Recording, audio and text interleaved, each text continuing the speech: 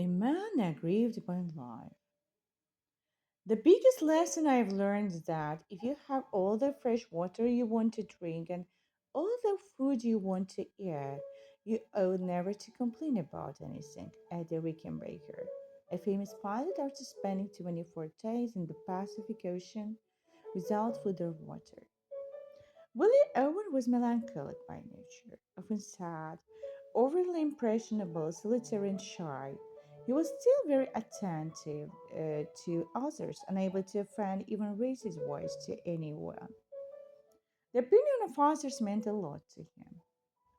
Willie constantly needed the support of his family, often feeling guilty, even seeing that had nothing to do with him. He couldn't build relationship, which is why he had no friends, despite the great desire to find someone whom he could grow close. Trust didn't come easily to him. Once it got to foothold, it soon became complete, like the trust of a child. The slightest injustice had such a profound effect on him that he didn't dare to let anyone yet for fear of betrayal. Several times Willie had been sent packing from a job because they didn't get along with his colleagues. He was in no way a troublemaker. He always had difficulties interacting with people, while was of average height with a round face and a broad forehead. His small eyes were a bit puffy, like someone who had just woken up. He wore a beard and combed his hair back. His constantly pensive expression made his face look sad. Although he had put on a little extra weight, those added pounds couldn't completely hide his muscular frame. He had long arms like a basketball player's and thick wrists which he had inherited from his father. Willie had been an active rugby and football player at school. The teams he played for won high school and college championships, and the local papers frequently published articles about him. He had an athletic build typical for his chosen sport, a neck almost as whole as his head, large hips, and big calf muscles, all which were mementos of his former days of glory. In football, Willie was famous for his flawlessly executed deep passes as well as his furious spirits down the field, both of which regularly scored touchdowns. At those moments, he was moving with such speed that it was easy for him to knock down any opponents out his way. His ability to cut left and right, and the way he could hit with his shoulder from a crouch and nameless, nameless stain on his feet made him fundamentally different from other players. From his blow, his opponent flew into the air and fell onto his back amid the delighted screams of the public. Willie looked like he was jumping on a trampoline during the games. Several times, he was voted MVP for his ability to carry the offense on both his high school and the college teams. But below Willie won these honors, he didn't play so well. His precise passes, explosive running, and ability to read the plays prompted the coaches to make Willie a quarterback. But he had lived more confident in the background and was badly affected by his new leading position. As before, he made is way to the opponent's end zone, but at the last moment, he'd look for a teammate and head of the ball, giving up the chance to score a touchdown himself. Sometimes he'd get lost in the most decisive moment. Despite the coach's attempts, Willie couldn't help himself. Once again, he became a running back. Everything changed when Brandon came to see his son play. He did his best to support him and gradually even began to postpone appointments so as not to miss the games.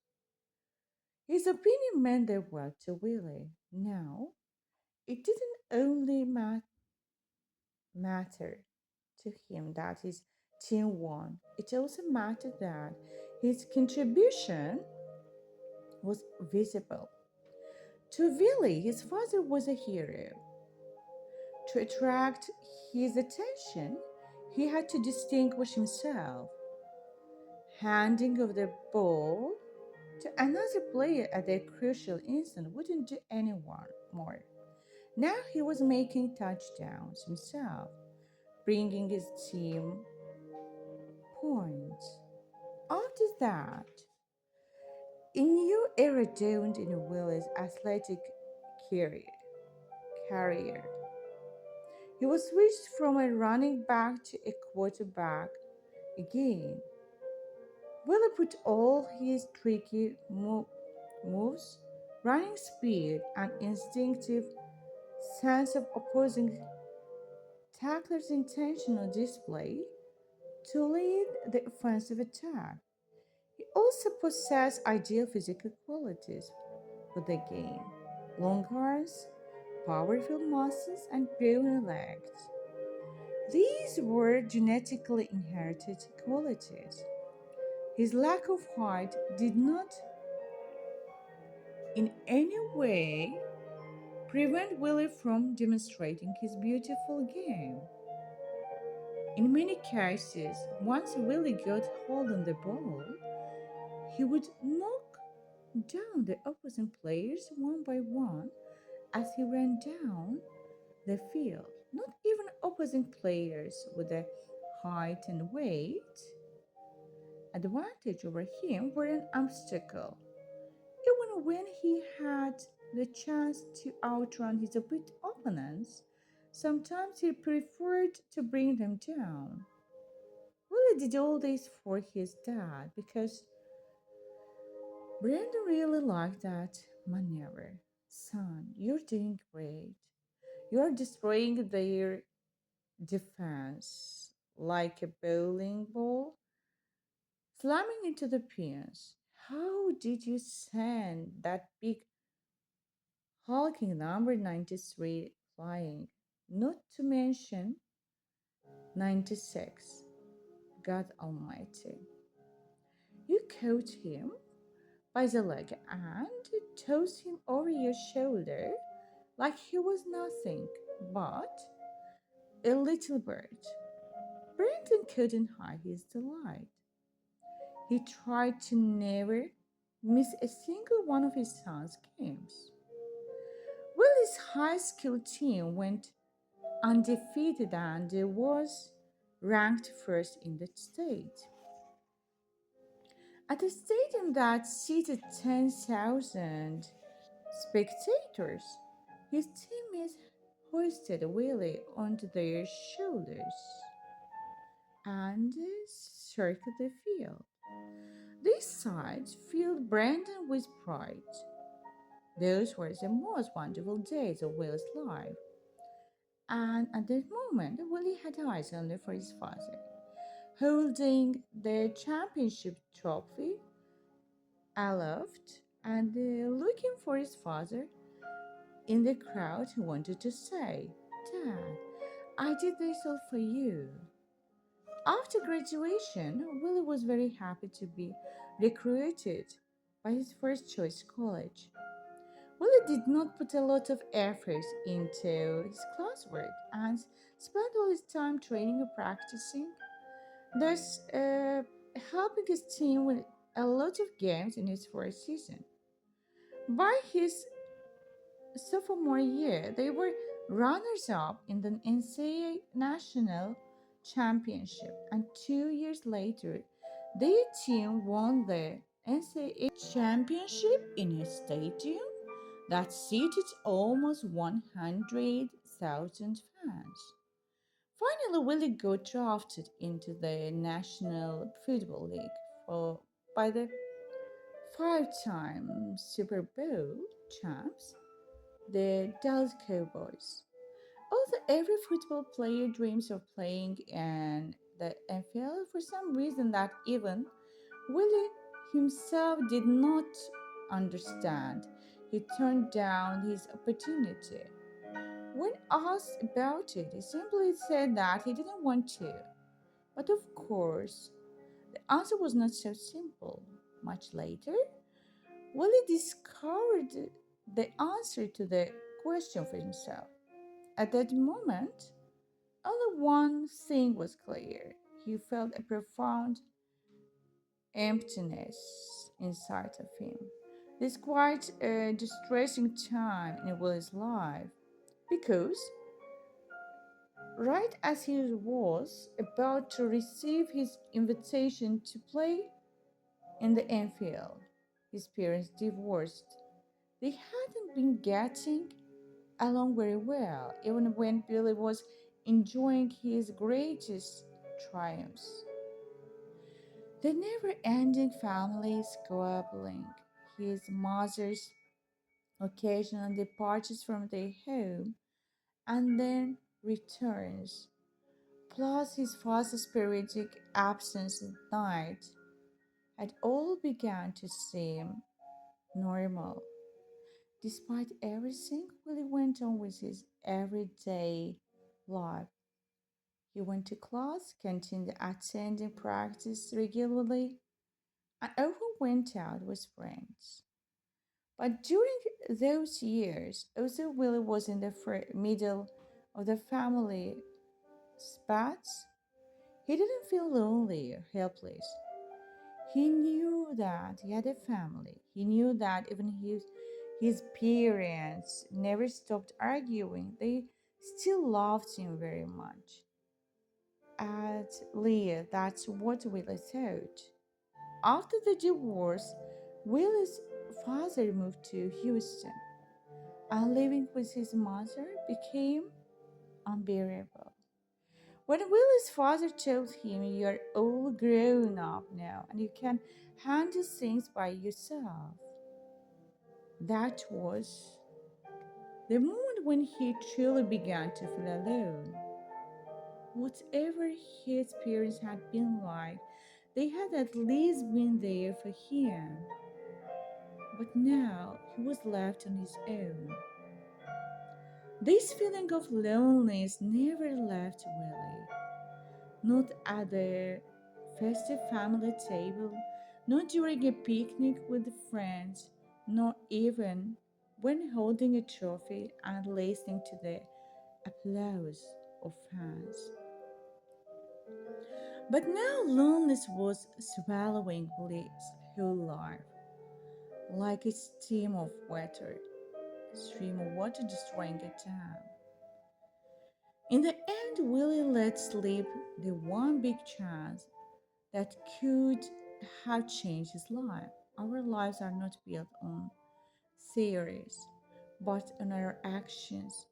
In life, it doesn't matter in the least what you are, what you think, what you want, what you're capable of, that you're a good person.